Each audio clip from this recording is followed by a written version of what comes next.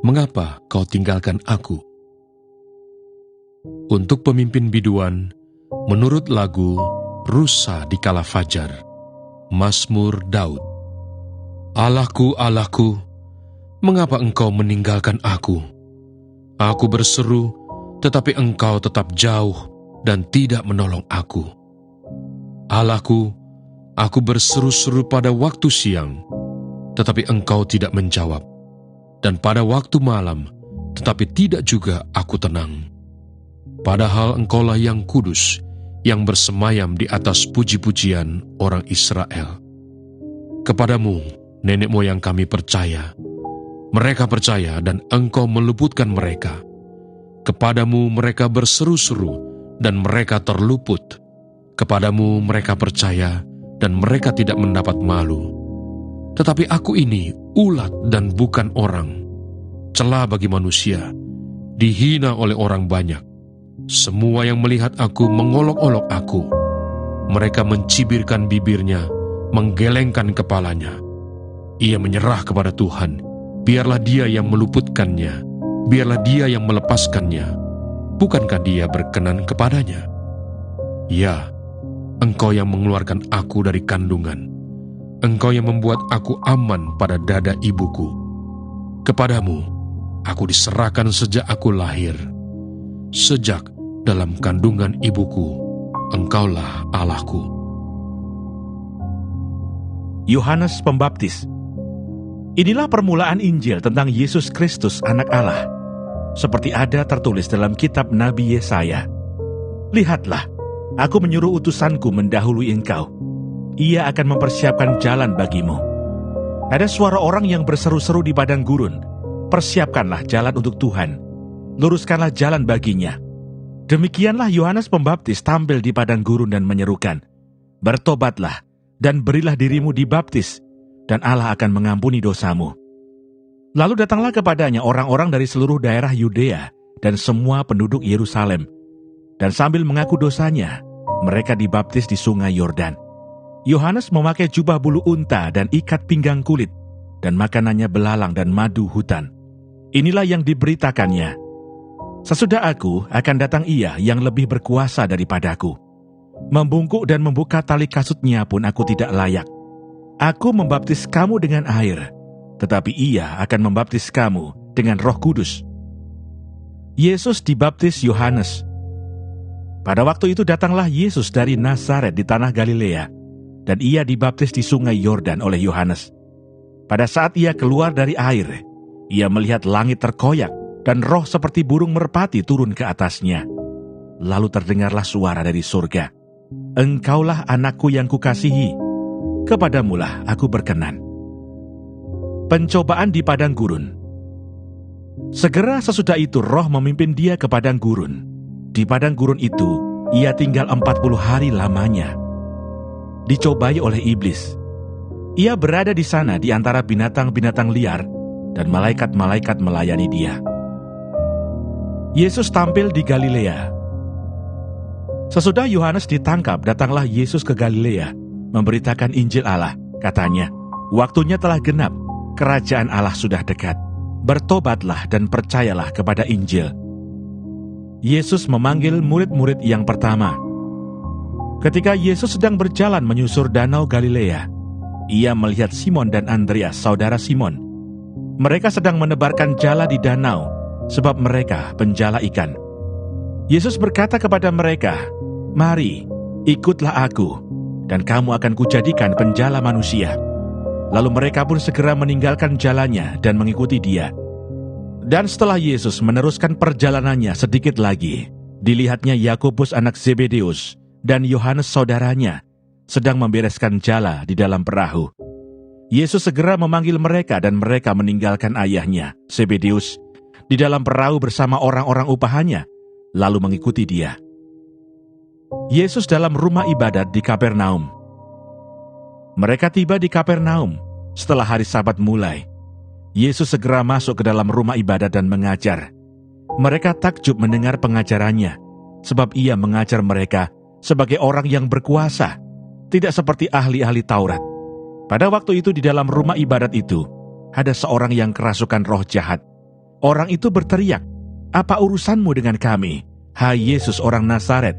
Engkau datang hendak membinasakan kami. Aku tahu siapa engkau, yang kudus dari Allah." Tetapi Yesus menghardiknya, katanya, "Diam, keluarlah daripadanya." Roh jahat itu menggoncang-goncang orang itu, dan sambil menjerit dengan suara nyaring, ia keluar daripadanya. Mereka semua takjub, sehingga mereka memperbincangkannya, katanya, "Apa ini? Suatu ajaran baru. Ia berkata-kata dengan kuasa. Roh-roh jahat pun diperintahnya, dan mereka taat kepadanya." Lalu tersebarlah dengan cepat kabar tentang dia ke segala penjuru di seluruh Galilea. Keluaran pasal 17. Di Masa dan di Meriba. Kemudian berangkatlah segenap jemaah Israel dari padang gurun Sin, berjalan dari tempat persinggahan ke tempat persinggahan sesuai dengan titah Tuhan. Lalu berkemahlah mereka di Rafidim, tetapi di sana tidak ada air untuk diminum bangsa itu. Jadi mulailah mereka itu bertengkar dengan Musa. Kata mereka, "Berikanlah air kepada kami, supaya kami dapat minum." Tetapi Musa berkata kepada mereka, "Mengapakah kamu bertengkar dengan aku? Mengapakah kamu mencobai Tuhan?" Hauslah bangsa itu akan air di sana. Bersungut-sungutlah bangsa itu kepada Musa dan berkata, "Mengapa pula engkau memimpin kami keluar dari Mesir untuk membunuh kami, anak-anak kami, dan ternak kami dengan kehausan?" Lalu berseru-serulah Musa kepada Tuhan, katanya, "Apakah yang akan kulakukan kepada bangsa ini? Sebentar lagi mereka akan melempari aku dengan batu." Berfirmanlah Tuhan kepada Musa, "Berjalanlah di depan bangsa itu, dan bawalah beserta engkau beberapa orang dari antara para tua-tua Israel. Bawalah juga di tanganmu tongkatmu yang kau pakai memukul sungai Nil dan pergilah. Maka aku akan berdiri di sana, di depanmu, di atas gunung batu di Horeb. Haruslah kau pukul gunung batu itu, dan dari dalamnya akan keluar air, sehingga bangsa itu dapat minum." Demikianlah diperbuat Musa di depan mata tua-tua Israel. Dinamailah tempat itu Masa dan Meriba, oleh karena orang Israel telah bertengkar, dan oleh karena mereka telah mencobai Tuhan dengan mengatakan, "Adakah Tuhan di tengah-tengah kita atau tidak?" Kemenangan orang Israel melawan orang Amalek. Lalu datanglah orang Amalek dan berperang melawan orang Israel di Rafidim. Musa berkata kepada Yosua, "Pilihlah orang-orang bagi kita, lalu keluarlah berperang melawan orang Amalek. Besok aku akan berdiri di puncak bukit itu dengan memegang tongkat Allah di tanganku." Lalu Yosua melakukan seperti yang dikatakan Musa kepadanya dan berperang melawan orang Amalek. Tetapi Musa, Harun, dan Hur telah naik ke puncak bukit. Dan terjadilah, apabila Musa mengangkat tangannya, lebih kuatlah Israel. Tetapi apabila ia menurunkan tangannya, lebih kuatlah Amalek. Maka penatlah tangan Musa. Sebab itu mereka mengambil sebuah batu, diletakkanlah di bawahnya, supaya ia duduk di atasnya. Harun dan Hur menopang kedua belah tangannya, seorang di sisi yang satu, seorang di sisi yang lain, sehingga tangannya tidak bergerak sampai matahari terbenam. Demikianlah Yosua mengalahkan Amalek dan rakyatnya dengan mata pedang.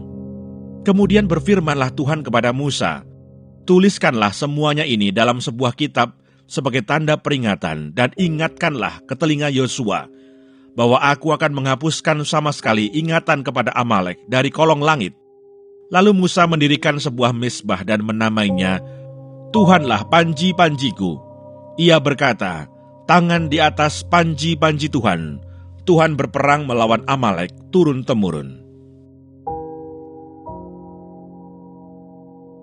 Keluaran pasal 18. Yitro mengunjungi Musa.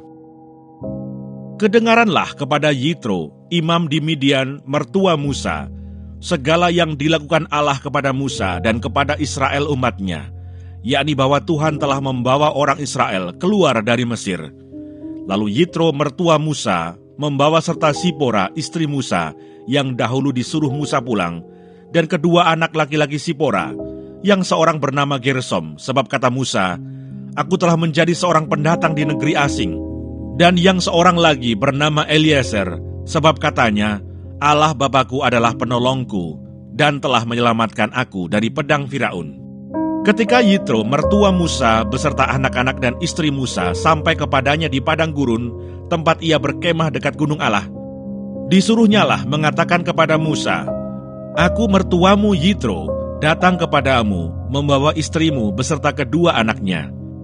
Lalu keluarlah Musa menyongsong mertuanya itu. Sujudlah ia kepadanya dan menciumnya. Mereka menanyakan keselamatan masing-masing, lalu masuk ke dalam kemah. Sesudah itu Musa menceritakan kepada mertuanya segala yang dilakukan Tuhan kepada Firaun dan kepada orang Mesir karena Israel, dan segala kesusahan yang mereka alami di jalan, dan bagaimana Tuhan menyelamatkan mereka. Bersukacitalah Yitro tentang segala kebaikan yang dilakukan Tuhan kepada orang Israel, bahwa ia telah menyelamatkan mereka dari tangan orang Mesir. Lalu kata Yitro, "Terpujilah Tuhan yang telah menyelamatkan kamu dari tangan orang Mesir dan dari tangan Firaun. Sekarang aku tahu bahwa Tuhan lebih besar dari segala Allah, sebab ia telah menyelamatkan bangsa ini dari tangan orang Mesir, karena memang orang-orang ini telah bertindak angkuh terhadap mereka." Dan Yitro, mertua Musa, mempersembahkan korban bakaran dan beberapa korban sembelihan bagi Allah. Lalu Harun dan semua tua-tua Israel datang untuk makan bersama-sama dengan mertua Musa di hadapan Allah. Pengangkatan hakim-hakim. Keesokan harinya, duduklah Musa mengadili di antara bangsa itu, dan bangsa itu berdiri di depan Musa dari pagi sampai petang. Ketika mertua Musa melihat segala yang dilakukannya kepada bangsa itu, berkatalah ia, "Apakah ini yang kau lakukan kepada bangsa itu? Mengapakah engkau seorang diri saja yang duduk, sedang seluruh bangsa itu berdiri di depanmu dari pagi sampai petang?" Kata Musa kepada mertuanya itu, "Sebab bangsa ini datang kepadaku untuk menanyakan petunjuk Allah. Apabila ada perkara di antara mereka, maka mereka datang kepadaku dan aku mengadili antara yang seorang dan yang lain. Lagi pula aku memberitahukan kepada mereka ketetapan-ketetapan dan keputusan-keputusan Allah." Tetapi mertua Musa menjawabnya, "Tidak baik seperti yang kau lakukan itu. Engkau akan menjadi sangat lelah, baik engkau, baik bangsa yang beserta engkau ini. Sebab pekerjaan ini terlalu berat bagimu, takkan sanggup engkau melakukannya seorang diri saja. Jadi sekarang dengarkanlah perkataanku. Aku akan memberi nasihat kepadamu, dan Allah akan menyertai engkau. Adapun engkau, wakililah bangsa itu di hadapan Allah, dan kau hadapkanlah perkara-perkara mereka kepada Allah. Kemudian haruslah engkau mengajarkan kepada mereka ketetapan-ketetapan dan keputusan-keputusan, dan memberitahukan kepada mereka jalan yang harus dijalani dan pekerjaan yang harus dilakukan. Di samping itu, kau carilah dari seluruh bangsa itu orang-orang yang cakap dan takut akan Allah, orang-orang yang dapat dipercaya dan yang benci kepada pengejaran suap. Tempatkanlah mereka di antara bangsa itu menjadi pemimpin 1.000 orang, pemimpin 100 orang, pemimpin 50 orang, dan pemimpin 10 orang. Dan sewaktu-waktu mereka harus mengadili di antara bangsa, maka segala perkara yang besar haruslah dihadapkan mereka kepadamu, tetapi segala perkara yang kecil diadili mereka sendiri. Dengan demikian mereka meringankan pekerjaanmu, dan mereka bersama-sama dengan engkau turut menanggungnya. Jika engkau berbuat demikian, dan Allah memerintahkan hal itu kepadamu, maka engkau akan sanggup menahannya, dan seluruh bangsa ini akan pulang dengan puas, senang ke tempatnya." Musa mendengarkan perkataan mertuanya itu, dan dilakukannya lah segala yang dikatakannya. Dari seluruh orang Israel, Musa memilih orang-orang cakap dan mengangkat mereka menjadi kepala atas bangsa itu, menjadi pemimpin 1.000 orang, pemimpin 100 orang, pemimpin 50 orang, dan pemimpin 10 orang. Mereka ini mengadili di antara bangsa itu sewaktu-waktu. Perkara-perkara yang sukar dihadapkan mereka kepada Musa, tetapi perkara-perkara yang kecil diadili mereka sendiri. Kemudian Musa membiarkan mertuanya itu pergi, dan ia pulang ke negerinya.